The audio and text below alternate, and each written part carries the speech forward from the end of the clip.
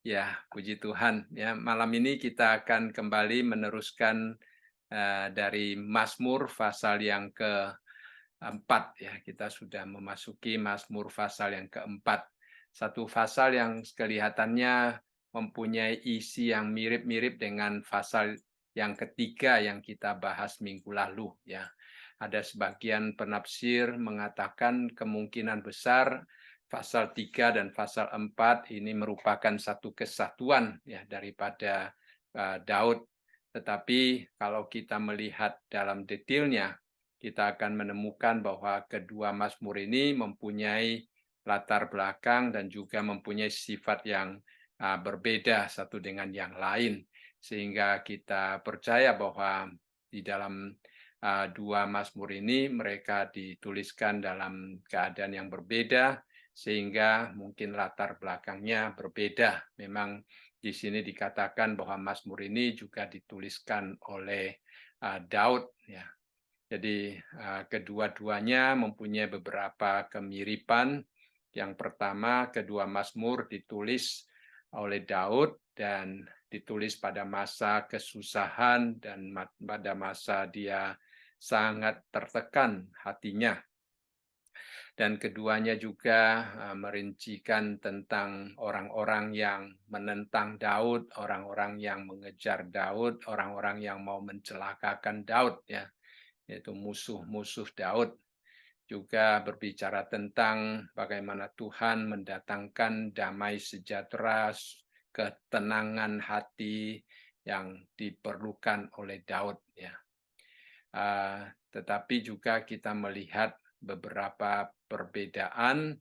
Perbedaan yang pertama di dalam permulaannya tidak dikatakan bahwa ini Mazmur ini ditulis pada waktu Daud melarikan diri daripada Absalom.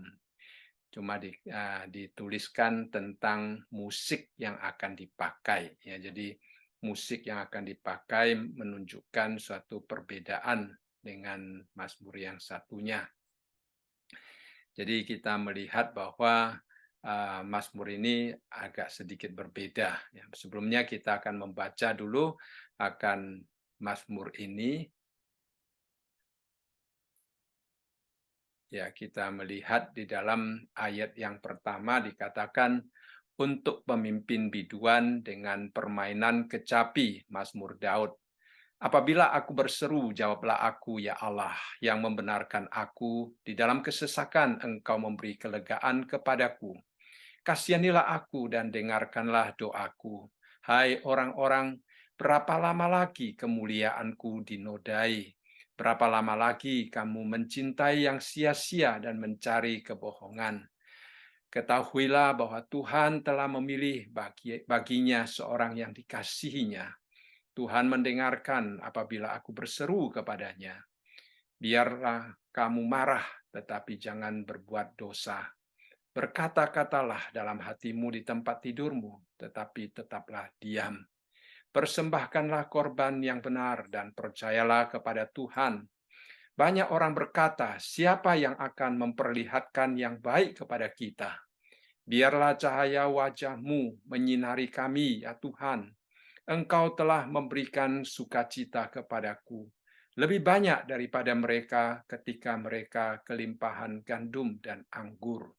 Dengan tentram aku mau membaringkan diri, lalu segera tidur, sebab hanya Engkaulah yang, ya Tuhan, yang membiarkan aku diam dengan tenang.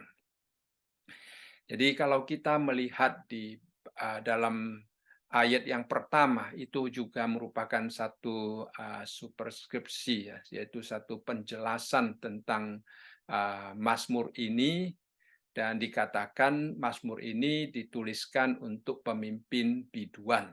Berarti pada Mazmur ini cocok untuk dinyanyikan, baik untuk paduan suara ataupun untuk kebaktian bersama di dalam gereja. Ya, jadi ini adalah suatu puji-pujian yang dinyanyikan pada waktu mereka sedang kebaktian atau beribadah kepada Tuhan.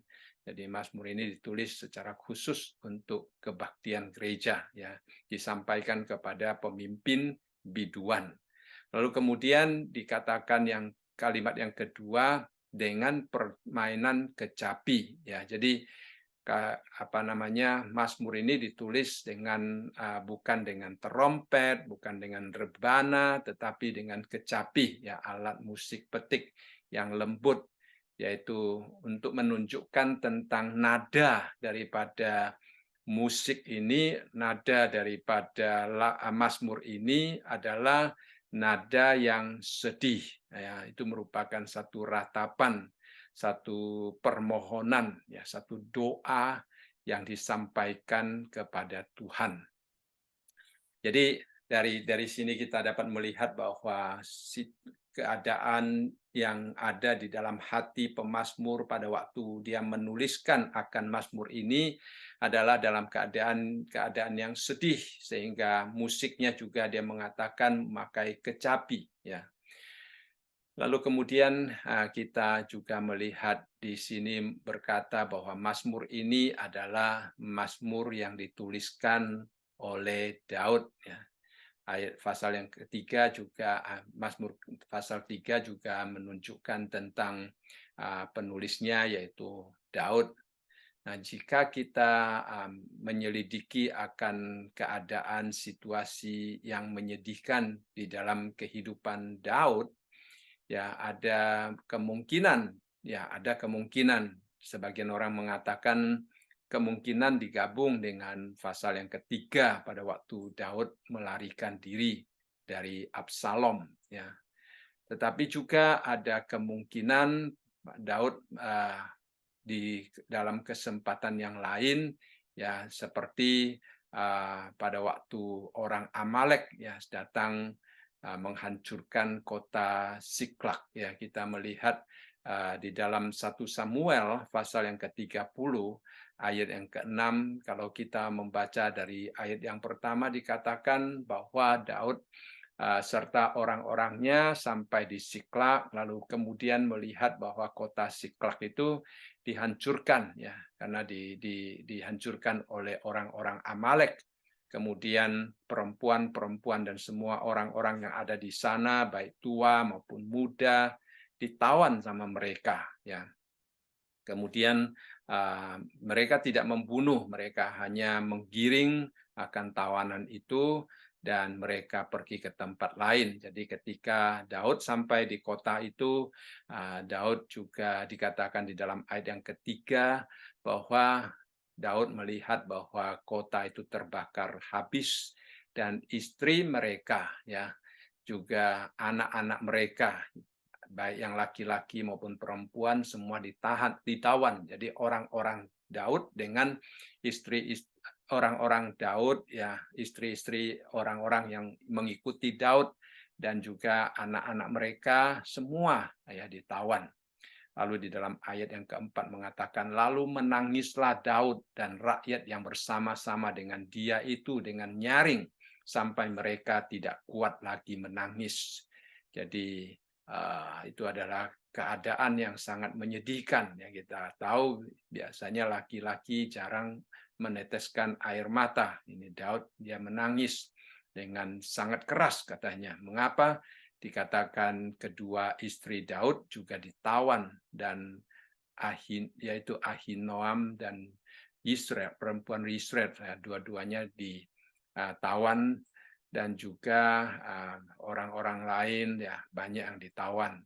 Nah, di dalam ayat yang ke-6 menunjukkan kepada kita situasi Daud. Dia katakan, dan Daud sangat terjepit karena rakyat mengatakan hendak melempari dia dengan batu. Seluruh rakyat itu telah pedih hati, masing-masing karena anaknya laki-laki dan perempuan, tetapi Daud menguatkan kepercayaannya kepada Tuhan Allahnya. Kita melihat di tengah-tengah situasi yang bagaimanapun juga Daud tetap tidak kehilangan imannya kepada Tuhan ya, sehingga di sini dengan jelas mengatakan Daud menguatkan kepercayaannya. Memang mungkin tekanan itu bisa membuat dia merasa lemah, merasa tidak berdaya, ya bahkan bisa kadang-kadang iman kita bisa menjadi lemah ya, sehingga kita perlu menekankan diri kita untuk menguatkan diri kita di hadapan Tuhan. Jangan dikalahkan oleh situasi, jangan dikalahkan oleh musuh ya. Walaupun situasi kelihatan tidak bisa diubah, tetapi fokus kita kepada Tuhan jangan sampai terganggu gitu. Jadi Daud walaupun saat itu dia belum bisa mengubah, tetapi dia tetap menguatkan kepercayaannya kepada Tuhan. Ya, kemudian kita melihat kalau kita baca terus di dalam 1 Samuel dikatakan bahwa Daud kemudian dia berdoa kepada Tuhan, meminta pimpinan Tuhan apakah dia boleh mengejar orang Amalek itu. Akhirnya Tuhan mengatakan boleh dan akhirnya dia meneruskan mengejar ya dan akhirnya dia mendapatkan kemenangan. Jadi kita melihat situasi Daud yang demikian, mungkin di dalam situasi yang demikian dia menulis akan Mazmur ini. Ya. Nah, sebagian penafsir mengatakan mungkin ya Mazmur keempat ini ditulis pada waktu pemberontakan seorang yang bernama Seba bin Bikri. Ya. Nah, Seba mencoba untuk merampas kedudukan kerajaan Daud. Dia ingin menggantikan Daud. Ya, ini ditulis di dalam 2 Samuel pasal yang ke-20 ya. Jadi kita melihat Daud dalam situasi yang sangat terjepit. Nah, pada waktu itu Seba bin Bikri ya dia adalah orang Benyamin. Dia meniup sangkakala dan berkata kepada orang-orang Israel, kita tidak memperoleh bagian daripada Daud katanya ya. Kita tidak memperoleh warisan dari anak Isai itu. Masing-masing ke kemahnya hai orang Israel. Jadi dia ingin menyuruh orang-orang Israel khususnya suku Benyamin untuk melawan Daud ya. Jadi dalam situasi yang demikian kelihatannya Daud juga sangat tertekan ya. Nah, khususnya di dalam ayat yang ke-6 dikatakan lalu berkatalah Daud kepada Abisai, sekarang Seba bin Bikri lebih berbahaya bagi kita daripada Absalom. Jadi engkau bawalah orang-orang tuanmu ini dan kejarlah dia supaya jangan ia mencapai kota yang berkubuh dan dengan demikian ia luput daripada kita.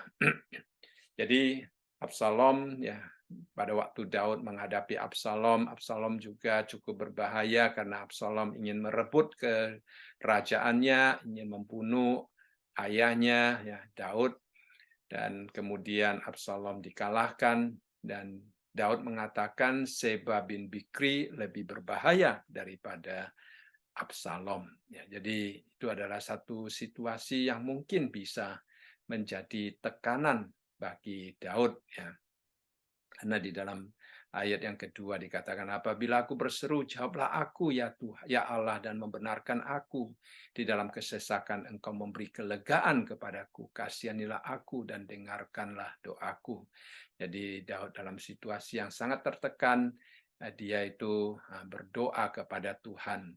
Dan tekanan itu mungkin datang karena situasi-situasi yang seperti kita bacakan tadi. Ya.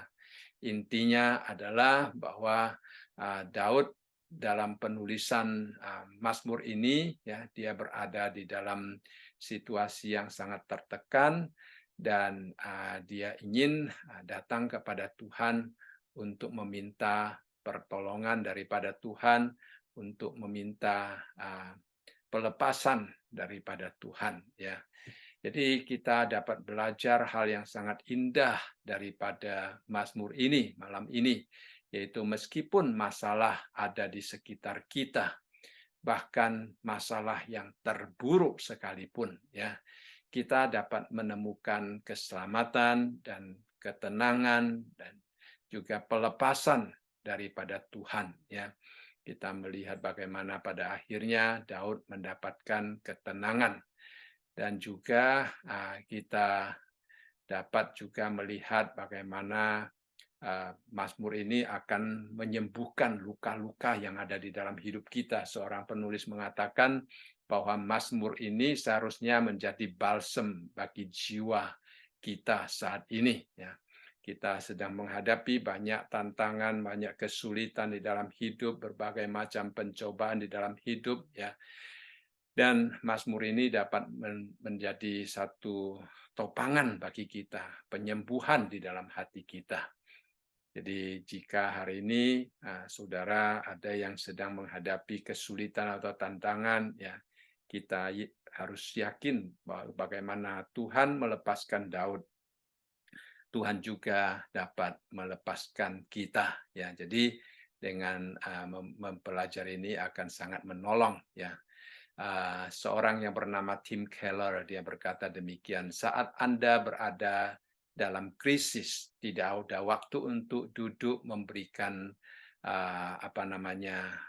untuk memberikan waktu merenungkan dan juga mencari jalan keluar daripada firman Tuhan.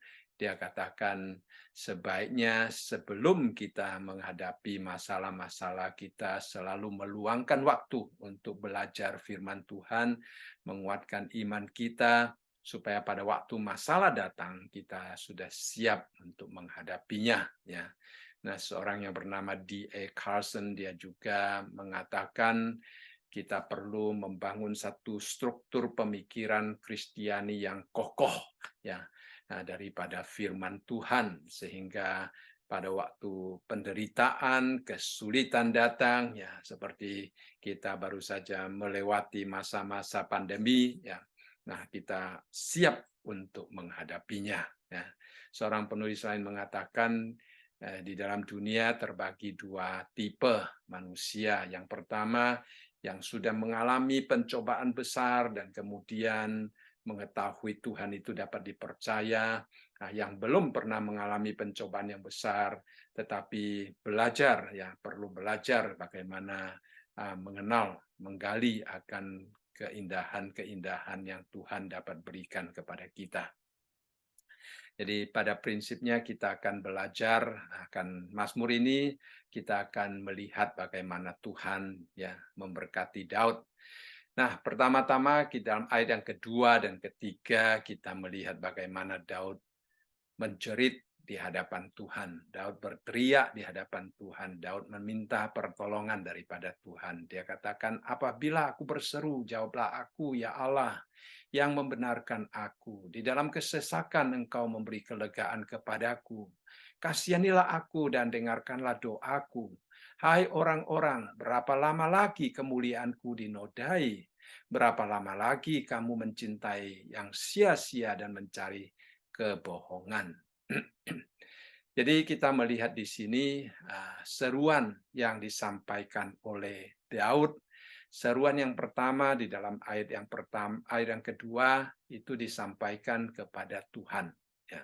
Lalu keseruan yang kedua di dalam ayat yang ketiga itu ditujukan kepada manusia, yaitu orang-orang yang membawa kesusahan di dalam diri Daud. Ya. Jadi kita melihat di sini Daud berseru kepada Tuhan. Ya, jadi kita melihat ada banyak penafsir juga mengatakan bahwa sebenarnya dua ayat ini seruannya ditujukan kepada Tuhan, walaupun dia mengatakan hai orang-orang, tetapi seruan ini tetap ditujukan kepada Tuhan karena melihat istilah berapa lama lagi, ya, diulangi dua kali. Nanti kita akan melihat detailnya. Ya. Nah, jadi pada prinsipnya kedua ayat ini menunjukkan kepada kita bahwa berapa dalamnya ya tekanan-tekanan yang sedang dihadapi oleh Daud. Ya, dia begitu menjerit, menangis di hadapan Tuhan. Ya, seorang mengatakan masalah ringan memerlukan tangisan ringan, masalah berat memerlukan tangisan yang berat. Dan tangisan di dalam ayat ini sangat berat, ya, dan menunjukkan bahwa Daud dia sungguh-sungguh berada di dalam kesesakan yang luar biasa. Ya, dia membutuhkan kelegaan daripada Tuhan sendiri. Jadi kita melihat Daud dia seperti yang tadi kita melihat di dalam Daud menghadapi akan Seba, dia memperkuat imannya.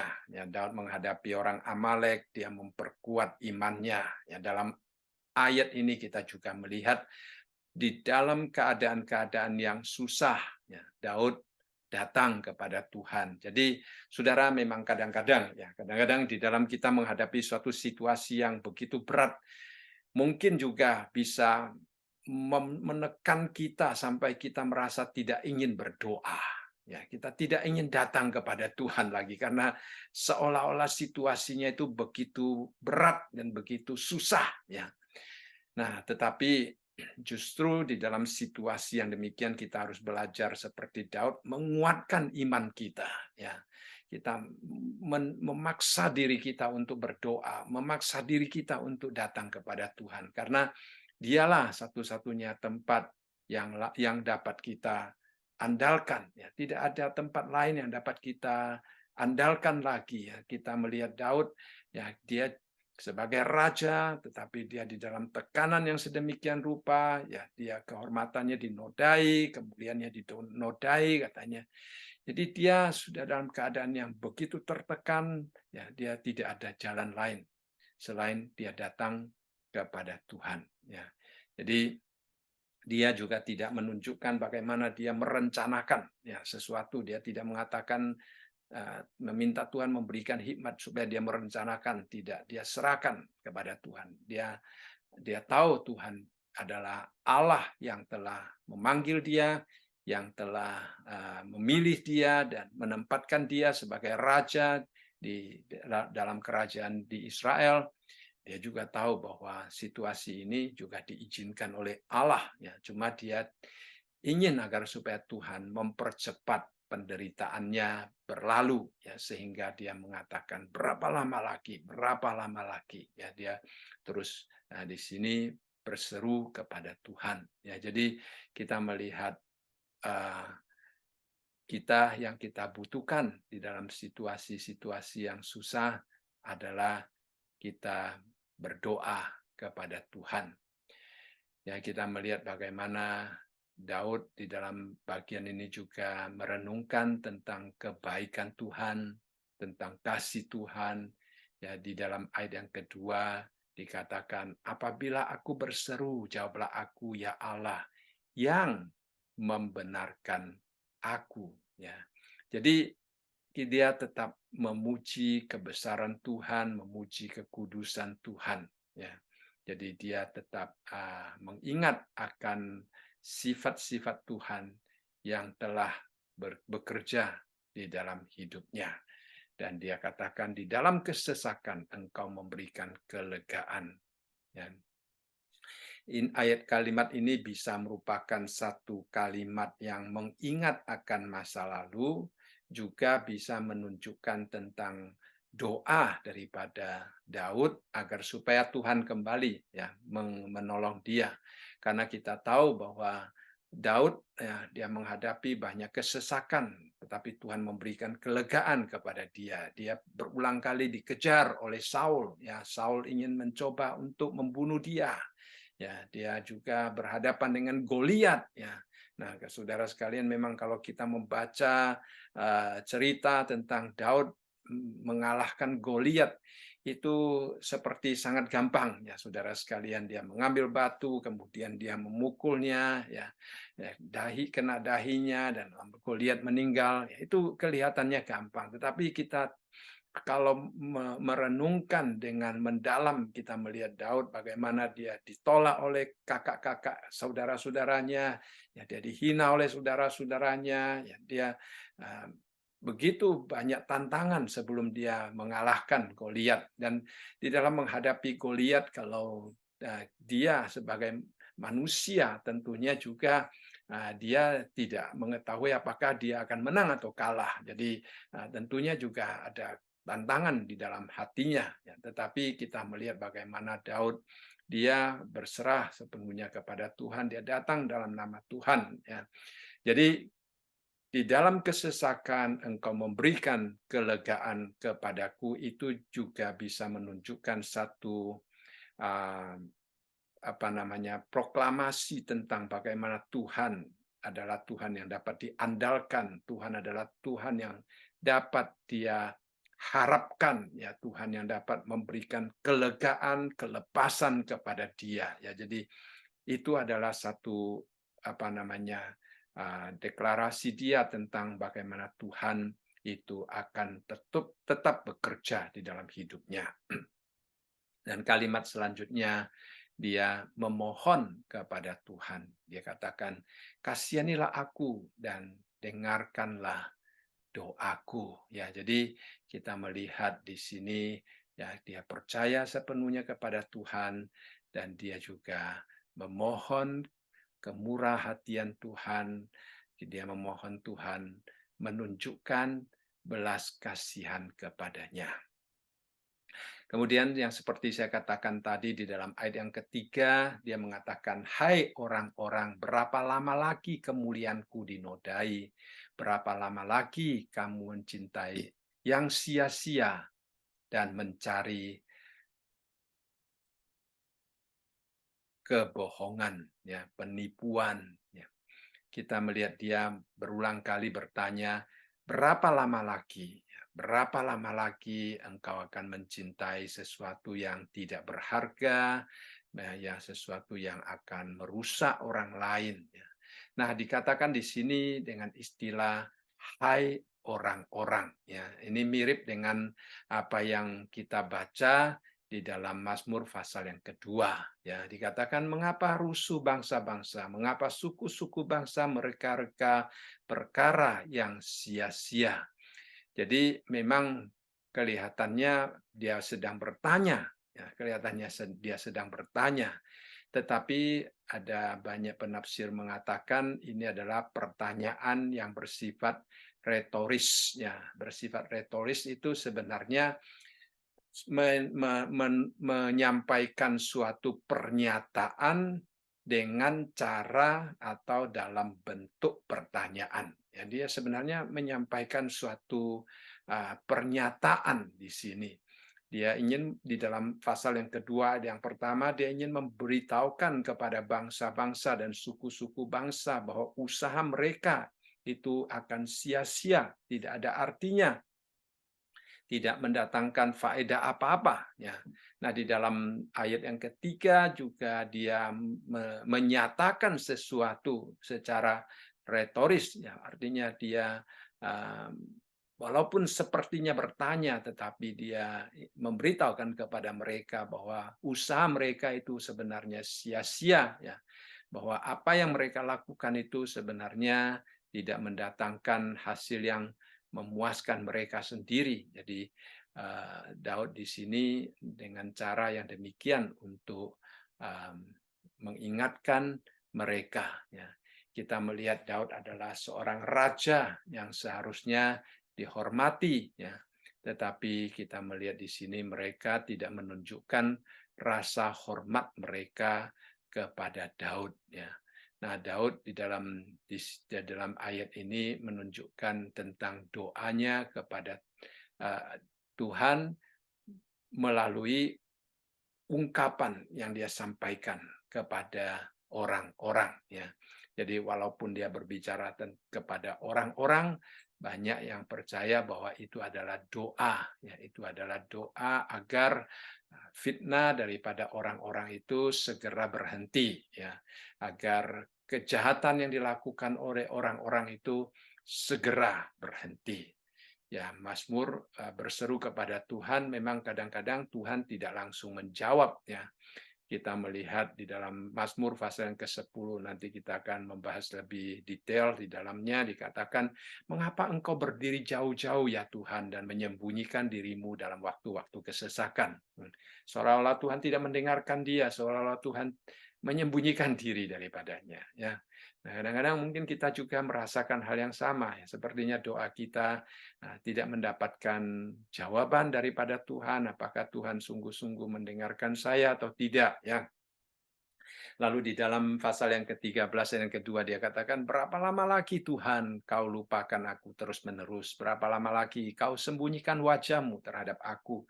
Jadi walaupun Daud kita tahu adalah orang yang begitu dekat dengan Tuhan, ya begitu setia kepada Tuhan, tetapi kadang-kadang dia juga mengalami bahwa Tuhan itu jauh daripadanya. Ya, kadang-kadang dia juga mengalami bahwa Tuhan itu tidak dekat dengan dia, bahkan merasa Tuhan itu seolah-olah menyembunyikan diri daripadanya, ya.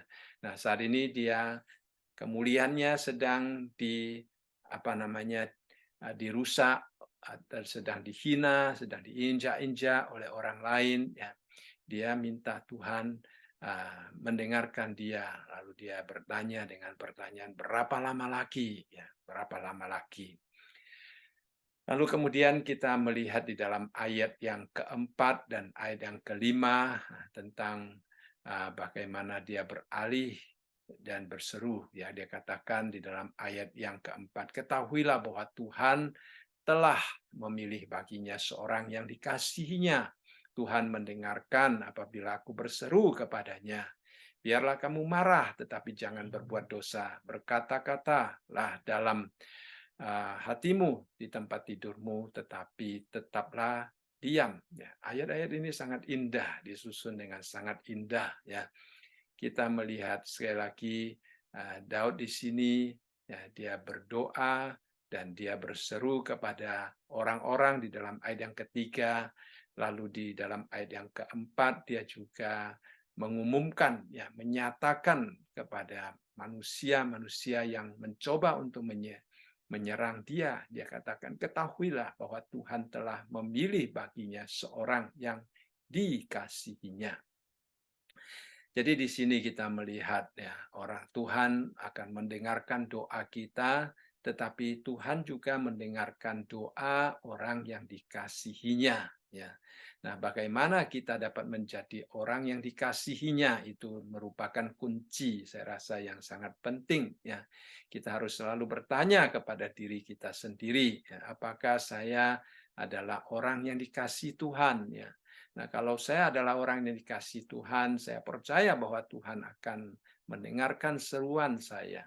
Tetapi kalau saya tidak dikasihi Tuhan, nah mungkin juga akan mengalami kesulitan di dalam doa kita, ya. Jadi Daud dia katakan dia adalah orang yang dikasihi Tuhan. Ya, Tuhan Yesus pernah berkata, "Bukankah burung pipit dijual 2 ekor seduit, namun seekor pun daripadanya tidak akan jatuh ke bumi di luar kehendak Bapamu." Jadi kalau Tuhan begitu memelihara burung pipit yang tidak bernilai, ya, apalagi kita manusia ciptaannya, kita sebagai orang-orang yang ditebusnya, kita dipilih, ya, kita diselamatkan. Dia akan memelihara kita lebih daripada burung pipit. Ya, jadi kita sebagai umat Tuhan, kita tidak perlu sampai putus asa di dalam doa kita. Ya, kita boleh selalu datang kepadanya dan kita percaya bahwa Tuhan akan mendengarkan doa kita. Ya, jadi kita melihat di dalam ayat yang keempat, Daud berkata, "Ketahuilah bahwa Tuhan telah memilih baginya seorang yang dikasihinya." Nah, kalimat ini mempunyai dua pengertian yang sangat penting. Yang pertama adalah pilihan Tuhan. Nah, pilihan Tuhan menunjukkan otoritas Tuhan. Pilihan Tuhan menunjukkan uh, kedaulatan Tuhan, ya. Nah, tetapi di lain sisi juga seorang yang dikasihinya. Jadi kita juga selalu bertanya, ya, apakah saya hidup memperkenankan Tuhan sehingga saya dapat dikatakan sebagai orang yang dikasihi Tuhan, ya. Karena Tuhan mendengarkan doa orang yang dipilihnya dan orang yang dikasihinya, ya. Karena di dalam Alkitab ada banyak bagian juga menunjukkan kepada kita bahwa orang-orang yang tidak memperkenankan Tuhan, doanya tidak akan dijawab oleh Tuhan. Ya, seperti kita melihat paling sedikit ada 3 ayat yang saya tampilkan di sini. Ya, banyak ayat yang menunjukkan tentang hal-hal yang sama. Ya, ayat yang ke-6 Mazmur pasal ke-66 ayat yang ke-18 dikatakan, "Seandainya ada niat jahat dalam hatiku, tentulah Tuhan tidak mau mendengar." Ya. Jadi ini merupakan satu peringatan yang sangat penting.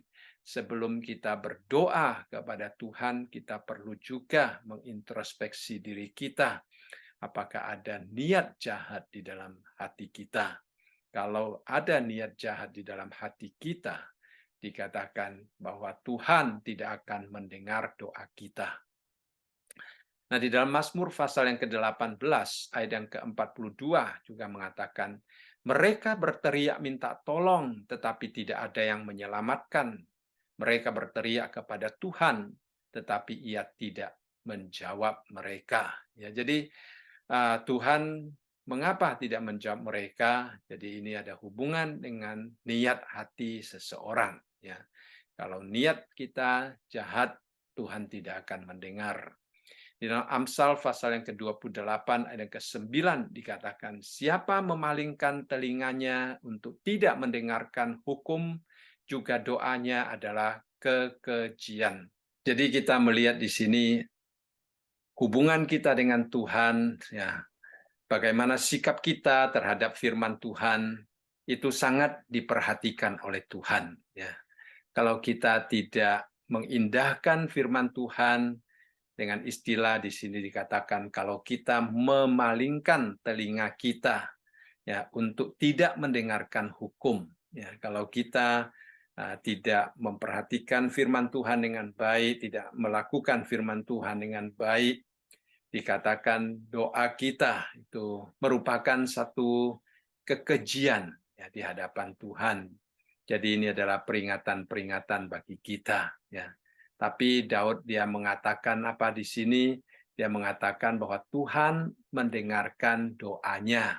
Berarti kita melihat bahwa Tuhan, Daud tidak hatinya tidak ada niat jahat ya. Jadi kita juga melihat karena Daud dia memalingkan telinganya untuk mendengarkan firman Tuhan, bukan untuk tidak mendengarkan firman Tuhan. Sehingga di sini dengan sangat jelas mengatakan Tuhan mengasihinya, dan Tuhan mendengarkan doanya, ya Tuhan menjawab doanya sesuai dengan apa yang dia rindukan, apa yang dia doakan. Jadi kita sebagai umat Tuhan, kita juga harus selalu datang kepada Tuhan untuk mendengarkan firman-Nya, supaya doa kita tidak menjadi kekejian. Tetapi juga kadang-kadang Tuhan tidak menjawab doa sesuai dengan apa yang kita inginkan, ya. Belum tentu permintaan kita ya diluluskan oleh Tuhan. Bahkan Tuhan Yesus sendiri ya, dia kalau berdoa juga dikatakan di dalam Matius pasal yang ke-26 yang kita kenal doa Tuhan Yesus pada waktu dia menghadap kayu salib. Dia dikatakan di dalam ayat ini, maka ia maju sedikit lalu sujud dan berdoa katanya, ya Bapakku, jikalau sekiranya mungkin biarlah cawan ini lalu daripadaku, tetapi janganlah seperti yang ku kehendaki, melainkan seperti yang Engkau kehendaki. Jadi Tuhan Yesus dia juga berdoa kalau boleh dia tidak perlu menghadapi kayu salib, tetapi kita melihat pada kenyataannya ya Tuhan Yesus tetap ya, menghadap kayu salib dan mati di atas kayu salib. Jadi dia ada satu keinginan, tetapi dia juga tahu bahwa Bapa mempunyai keinginan. Ya, jadi sebagai manusia dia berdoa. Bahkan di dalam Lukas pasal yang ke-22 ayat yang ke-44 di situ menunjukkan kepada kita tentang pergumulannya yang sangat hebat. Dikatakan di sini ia sangat ketakutan dan makin bersungguh-sungguh berdoa. Jadi walaupun Tuhan Yesus dia adalah Allah yang menjelma menjadi manusia, tetapi dalam keadaan manusia pada waktu dia sedang menghadapi kayu salib itu, ya, dikatakan dia juga ketakutan sehingga dia makin sungguh-sungguh berdoa.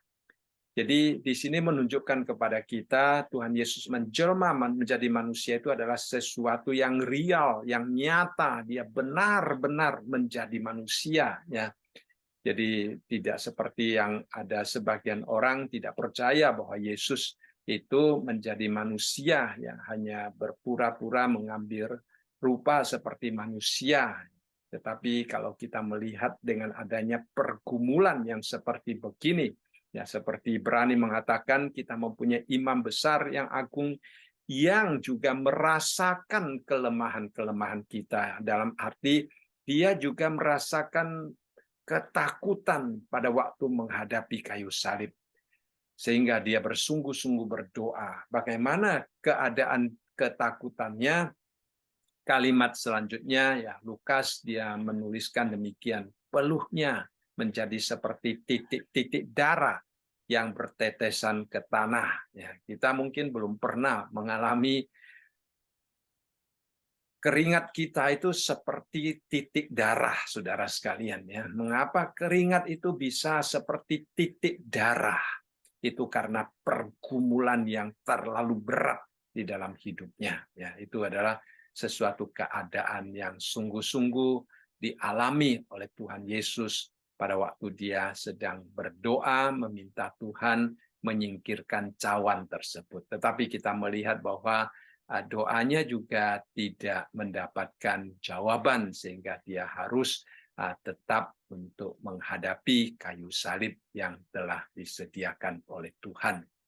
Bahkan di dalam Ibrani, ya penulis Ibrani mengatakan tentang Tuhan Yesus, ya dia berkata bahwa dalam hidupnya sebagai manusia, ia telah mempersembahkan doa dan permohonan dengan ratap tangis dan keluhan kepada Dia yang sanggup menyelamatkannya dari maut, dan karena kesalehannya ia telah didengarkan. Jadi kita melihat di sini ya dalam hidupnya sebagai manusia, Tuhan Yesus di dalam mempersembahkan doanya dengan tangis. Dia percaya Tuhan sanggup, ya, tetapi dia juga menyerahkan ya seluruh hidupnya kepada Tuhan. Ya, ada sebuah lagu yang berjudul God moves in a mysterious way. Dikatakan Tuhan bergerak dengan cara-cara yang sangat misterius. Keajaiban-keajaiban dilakukan oleh Tuhan. Ya, dia menjejakkan kakinya di laut, dia menunggangi badai, ya, tetapi dia juga bertindak sesuai dengan kehendak dan kedaulatannya yang penuh. Ya, dia merencanakan sesuatu dan dia melaksanakan apa yang dia rencanakan. Jadi Tuhan Yesus dia pada waktu keadaannya sebagai manusia, dia tahu persis bahwa Tuhan mempunyai Allah Bapa mempunyai rencana, dan dia juga tahu persis bahwa Allah Bapa akan mendengarkan doanya kalau Allah Bapa merasa dia perlu mengubah rencananya. Itulah sebabnya di dalam doanya dia katakan, tetapi bukan menurut apa yang aku inginkan, tetapi menurut apa yang Bapa inginkan. Itu penting sekali. Ya. Jadi itu adalah sikap Tuhan Yesus terhadap doa dan terhadap Tuhan yang mendengarkan doa. Kemudian di dalam ayat yang kelima, dia katakan, biarlah kamu marah. Nah, istilah marah di sini juga mempunyai istilah gemetar. Ya. Tetapi jangan berbuat dosa. Ya. Berkata-katalah dalam hatimu di tempat tidurmu, tetapi tetap diam. Ya. Jadi di sini marah di sini mempunyai pengertian merasa sampai jengkel gitu ya, gemetar karena marah gitu kalau diterjemahkan di dalam bahasa Inggrisnya itu. Ya, jadi kadang-kadang situasi bisa membuat kita menjadi sangat marah ya saudara sekalian, tetapi kita pada waktu marah kita jangan berbuat dosa. Artinya dalam kemarahan, kegeraman yang ada di dalam hati kita, kita tetap mengontrol emosi kita. Ya, itu adalah sesuatu yang patut kita lakukan. Ya, Daud dia sendiri mungkin menghadapi musuh-musuh yang tidak menghormati kemuliaannya, musuh-musuh yang mengkhianati dia, musuh-musuh yang berusaha untuk merebut kedudukannya. Dia mungkin sebagai manusia, dia bisa marah. Ya. Tetapi dia katakan di sini, biarlah kamu marah, tetapi jangan berbuat dosa. Ya, artinya apa? Artinya kita tidak melangkahi Tuhan. Artinya kita tidak bertindak ya, melawan apa yang Tuhan kehendaki. Artinya kita tidak menggunakan emosi kita untuk melampiaskan keinginan kita, tetapi kita tetap menyerahkan emosi kita sepenuhnya kepada Tuhan, mengizinkan Tuhan yang bekerja. Ya, jadi kita datang kepada Tuhan. Kalau kita sedang marah, kita datang kepada Tuhan. Ya, kita minta, kita kasih tahu Tuhan, Tuhan saya sungguh-sungguh tidak mampu menghadapi, menghandle akan situasi yang demikian terlalu berat bagi saya sebagai manusia untuk menghandlenya. Kita serahkan Tuhan. Ya, Tuhan engkau yang menghandlenya saja. Ya, itu akan menolong kita untuk menjadi reda. Kemudian di dalam kalimat selanjutnya dia katakan, berkata-katalah dalam hatimu di tempat tidurmu, tetapi tetaplah diam. Ini adalah satu hal yang indah ya. Kalau marah katanya, ada orang mengatakan kalau kita sedang marah jangan tulis surat ya, jangan kirim email ya. Jangan tulis apa-apa terhadap orang lain karena bisa sangat gampang ya kita mencetuskan sesuatu yang mewakili emosi yang ada di dalam hati kita sehingga apa yang kita tulis, apa yang kita sampaikan kepada orang lain itu bisa menyakiti orang lain, bisa membuat kita menyesal setelah kita reda ya. Jadi dalam keadaan marah sebaiknya kita tidak banyak berbicara, kita tidak banyak menulis sesuatu kepada orang lain. Lebih baik kita menenangkan diri kita di hadapan Tuhan ya. Jadi kita melihat di sini dia katakan ya, kalau ada kemarahan kita berkata-kata dalam hatimu di tempat tidur katanya, berbicara kepada diri sendiri saja, tetapi tetap diam katanya ya. Jadi hanya memikirkan berkata-kata dalam hati berarti memikirkan saudara sekalian ya, berbicara kepada diri sendiri. Jadi hanya memikirkan tetapi juga berdoa, memikirkan berdoa ya, tetaplah diam. Artinya kita tidak bertindak ya, kita tidak bertindak. Kita tahu Daud dia adalah seorang raja dan dia dapat bertindak ya dengan seenaknya kalau dia mau karena kita tahu raja itu begitu berkuasa ya.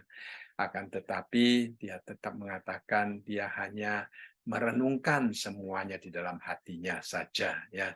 Nah, di dalam ayat yang ke-9 nanti kita akan melihat dengan tentram aku membaringkan diri lalu segera tidur sebab hanya engkaulah yang Tuhan yang membiarkan aku diam dan dengan aman. Jadi dia katakan tetap diam, ya tetap tenang, ya kita tidak perlu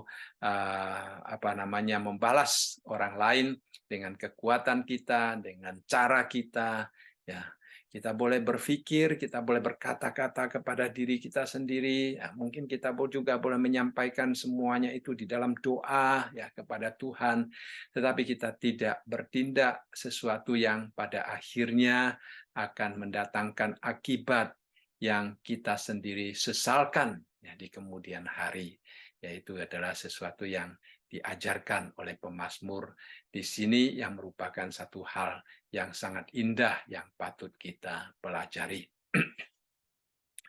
Kemudian kita akan melihat di dalam ayat yang ke-6 ya, setelah Daud dia menyatakan tentang bagaimana dia walaupun marah tidak berdosa. Walaupun ada kata-kata yang dia ingin sampaikan, tetapi dia hanya berkata kepada dirinya sendiri, kemudian dia tetap diam dan serahkan semuanya kepada Tuhan. Dia tahu Tuhan mau mendengarkan doanya. Ya. Lalu kemudian di dalam ayat yang ke-6 dia katakan, persembahkanlah korban yang benar dan percayalah kepada Tuhan. Bagaimana kita dapat tetap berdiam di tengah-tengah situasi yang tidak memungkinkan kita diam. Nah, dikatakan di sini, kita percaya kepada Tuhan. Nah, kita sambil membawakan korban yang benar kepada Tuhan. Dalam Alkitab kita juga melihat Ya, ada orang yang membawa korban yang tidak benar kepada Tuhan, tidak disenangi oleh Tuhan. Ya, misalnya Saul, dia mau membawakan korban kepada Tuhan, tetapi korban jarahan yang sebenarnya Tuhan mengatakan harus dilenyapkan semua, tetapi dia tidak mendengarkan Tuhan. Sehingga Tuhan mengatakan mendengarkan Tuhan lebih penting daripada mempersembahkan korban kepada Tuhan. Ya, jadi kita melihat di sini korban yang benar itu sebenarnya adalah dipersembahkan dengan hati yang benar, dengan hati yang mau mendengarkan Tuhan, hati yang mau mengikuti pimpinan Tuhan.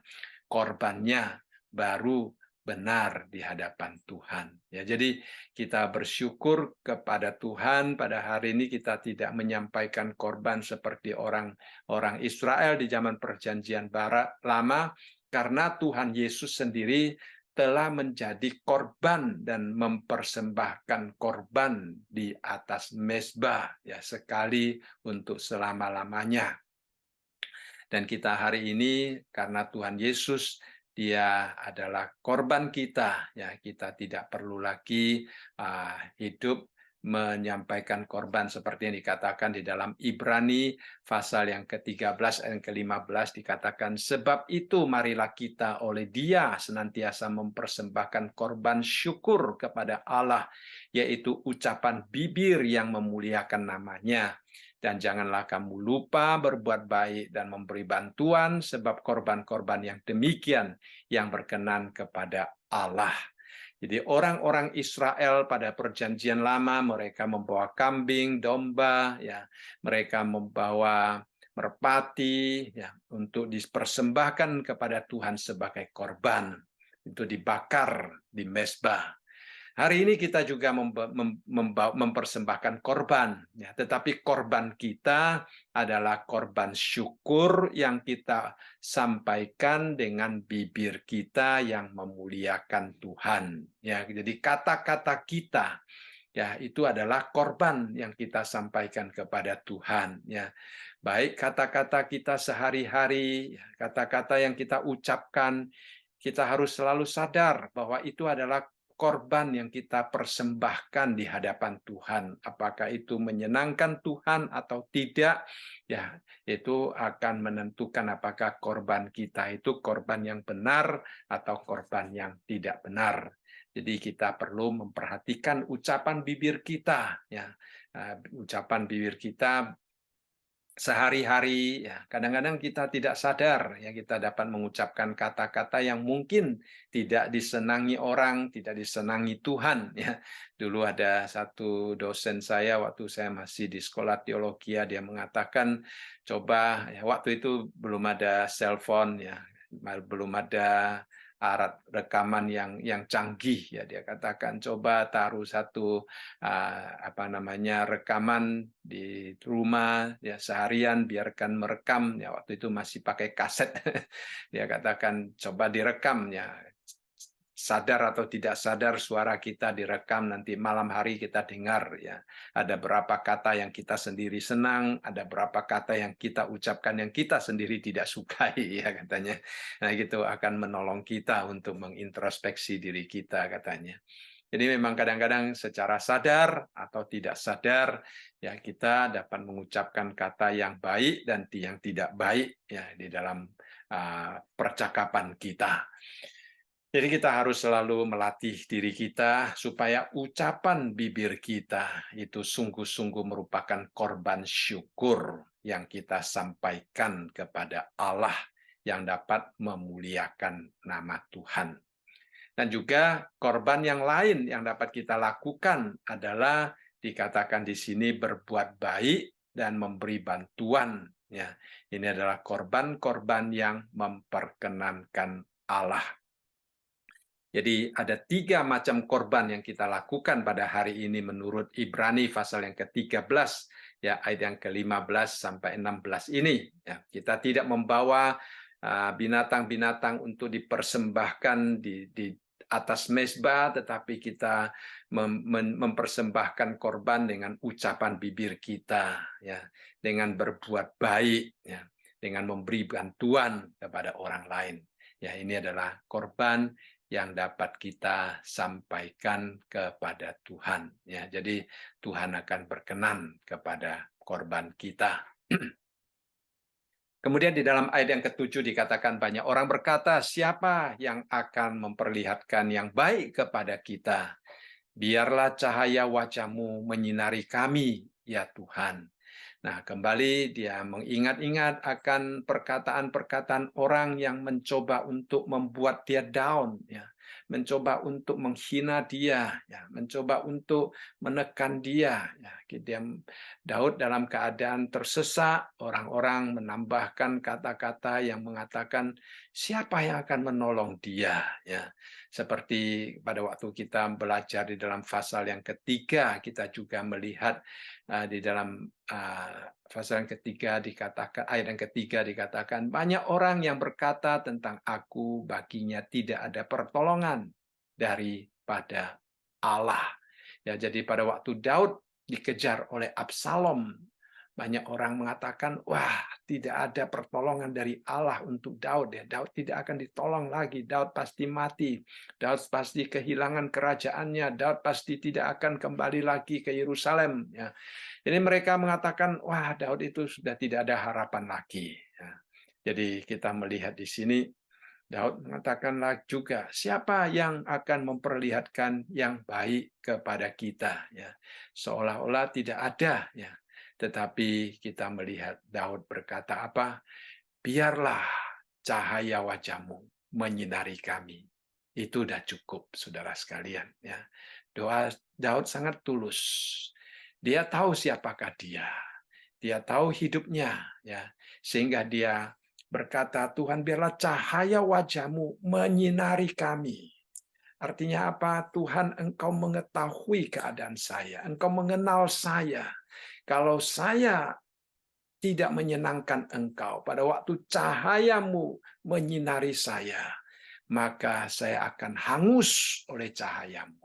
Ya, jadi kita melihat di sini dia tidak takut menerima cahaya Tuhan karena dia tahu cahaya Tuhan akan menerangi hidupnya. Cahaya Tuhan akan membawa harapan di dalam hidupnya. Sehingga dia berkata, biarlah cahaya wajah-Mu menyinari kami ya Tuhan. Itu adalah satu hal yang sangat indah ya karena mendapatkan terang dan cahaya daripada Tuhan. Setelah dia berdoa, Tuhan biarlah cahaya-Mu, cahaya wajah-Mu menyinari kami. Lalu di dalam ayat yang ke-8 dan ke-9 kita melihat ada satu penghiburan yang sangat luar biasa yang datangnya dari Tuhan. Dia katakan, Engkau telah memberikan sukacita kepadaku lebih banyak daripada mereka ketika mereka kelimpahan gandum dan anggur. Dengan tenteram aku mau membaringkan diri lalu segera tidur. Sebab hanya Engkaulah ya Tuhan yang membiarkan aku diam dengan aman. Kita melihat di sini sukacita yang Tuhan berikan itu digambarkan dengan perbandingan. Ya. Perbandingan yang dia lakukan di sini adalah walaupun musuh-musuh mengatakan dia tidak akan mendapatkan pertolongan, tetapi dia katakan dia akan mendapatkan sukacita daripada Tuhan. Yang kedua, dia membandingkan sukacitanya itu lebih banyak daripada mereka ketika mereka kelimpahan gandum dan anggur. Nah, saudara, mungkin kita perlu melihat sedikit latar belakang daripada keadaan itu, ya. Kelimpahan gandum dan anggur. Jadi kita tahu bahwa di zaman Daud untuk mendapatkan gandum dan anggur itu hanya setahun sekali pada waktu mereka panen. Ya. Nah, setelah panen mereka mendapatkan gandum dan anggur yang seger. Ya. Nah, setelah lewat mereka tidak akan lagi mendapatkan yang segar. Kalau kita hari ini berbeda, ya, karena dunia sudah maju. Ya, kita kapan aja mau beli anggur yang segar, ya kita dapat membelinya. Ya, kapan aja kita mau membeli gandum yang segar, kita dapat membelinya. Ya, karena kita dapat membeli dari kiriman dari luar dan sebagainya. Kita tidak perlu menunggu masa-masa panen baru mendapatkan gandum dan anggur yang segar, ya. Tetapi bagi orang-orang Israel di zaman Daud, ya, setahun hanya beberapa saat saja mereka panen dan mendapatkan yang segar. Setelah itu mungkin tidak segar lagi, ya, saudara sekalian. Jadi kita melihat bagaimana sukacitanya orang pada waktu mereka panen, ya, apalagi mendapatkan kelimpahan, ya, gandum dan anggur. Itu merupakan satu sukacita yang luar biasa, ya.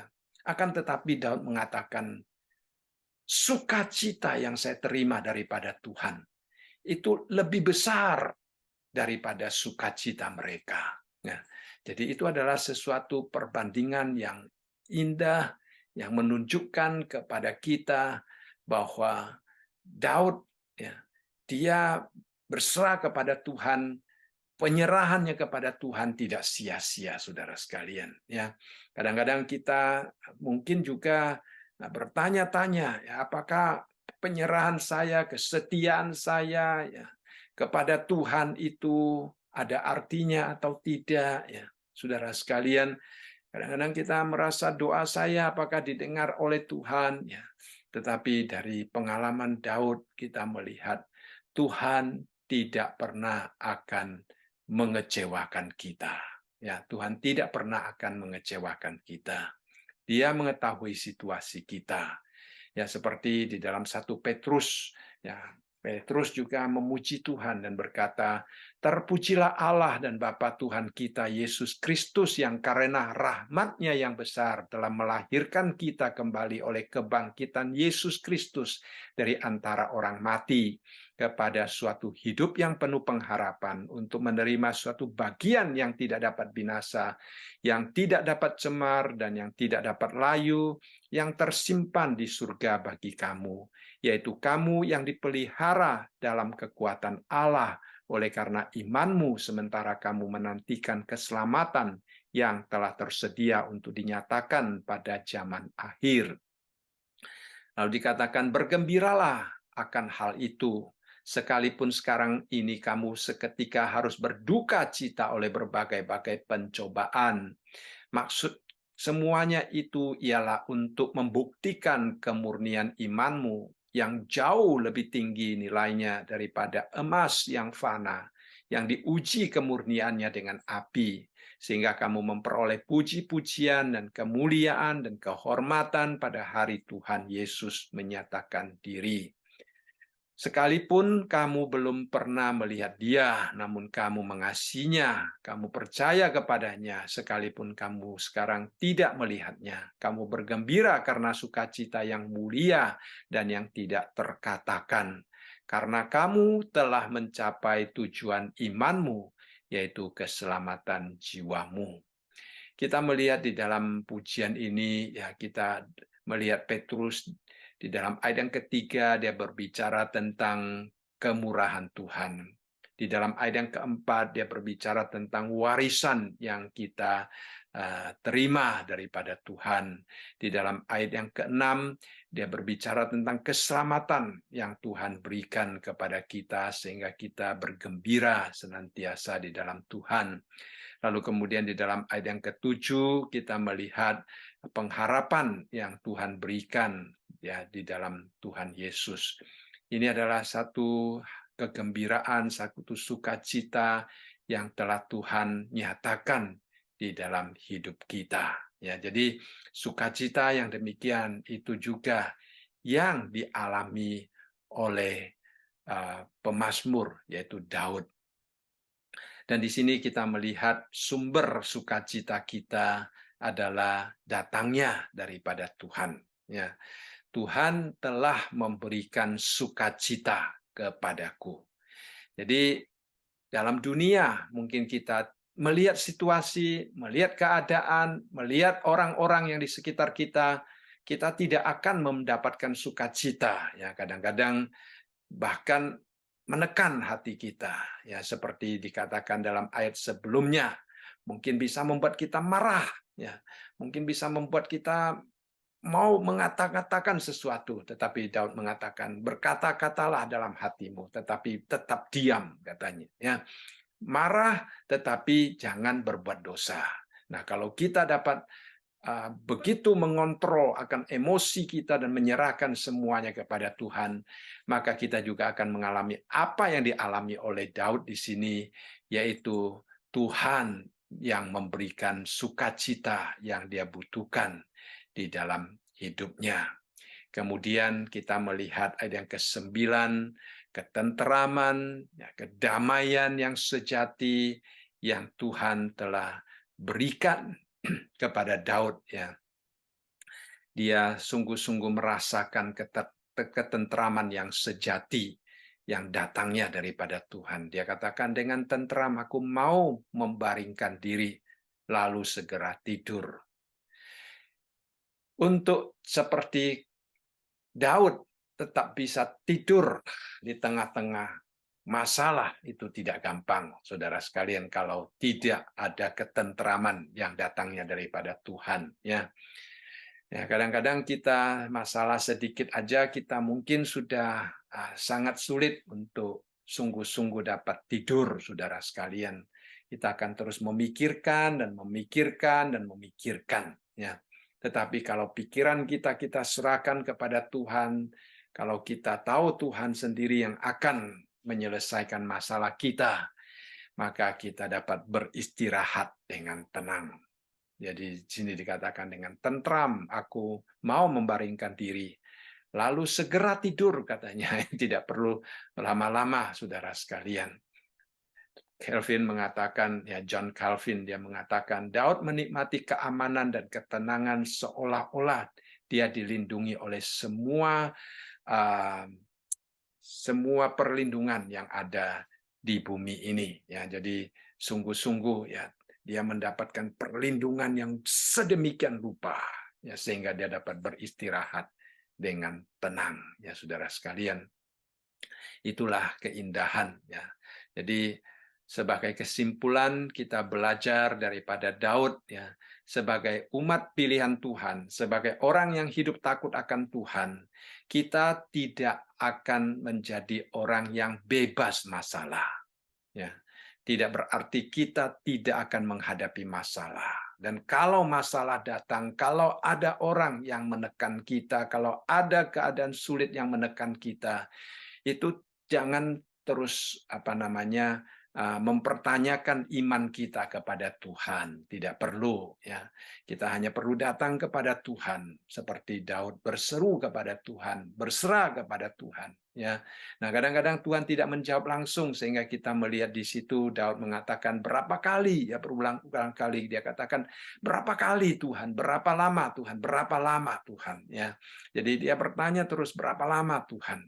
Nah, itu juga menunjukkan bahwa Tuhan kadang-kadang tidak langsung menjawabnya, tetapi Daud tetap mempunyai kesabaran untuk menanti, dan pada akhirnya dia mendapatkan kelegaan yang sejati daripada Tuhan. Ya, kiranya Tuhan menolong kita di dalam situasi yang apapun juga, kita boleh selalu hidup bersandar kepada Tuhan. Baik, saya rasa malam ini kita belajar sampai di sini. Ya, kita akan masuk dalam doa, ya.